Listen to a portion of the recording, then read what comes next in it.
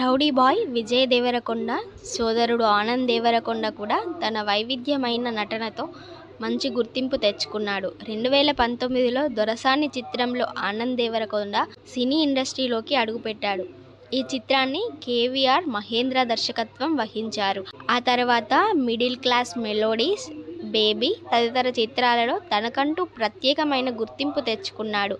ఇక ప్రస్తుతం తక్షకుడు ఎపిక్ చిత్రంలో నటిస్తున్నాడు. అయితే ఆనంద్ కెరీర్లో బేబీ సినిమా చాలా ప్రత్యేకం అని చెప్పొచ్చు. చిన్న సినిమాగా వచ్చిన ఈ మూవీ బాక్సాఫీస్ వద్ద సంచలన విజయం నమోదు చేసుకుంది. ఈ మూవీని సాయి రాజేష్ దర్శకత్వం వహించారు. 10 కోట్లతో నిర్మించిన ఈ మూవీని ఏకంగా 80 కోట్ల కలెక్షన్ రావడం విశేషం. ఈ మూవీలో ఆనంద్ దేవరకొండ సరసన వైష్ణవి చైతన్య హీరోయిన్గా నటించింది. ఇక బేబీ మూవీలో వీరి కెమిస్ట్రీ చాలా అద్భుతంగా ఉంటుంది. ఇక ఇటీవల విజయ్ దేవరకొండ రష్మిక వివాహం ఉదయ్పూర్లో ఘనంగా జరిగిన విషయం తెలిసిందే. వీరి రిసెప్షన్ హైదరాబాద్లో ఘనంగా జరగనుంది.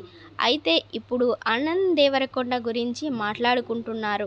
మరోవైపు షార్ట్ ఫిల్మ్స్ ద్వారా పాపులారిటీని సంపాదించుకొని సినిమాల్లోకి ఎంట్రీ ఇచ్చిన బ్యూటీ వైష్ణవి చైతన్య బేబీ చిత్రంలో హీరోయిన్గా నటించి ఓవర్ నైట్ హీరోయిన్గా మారిపోయింది.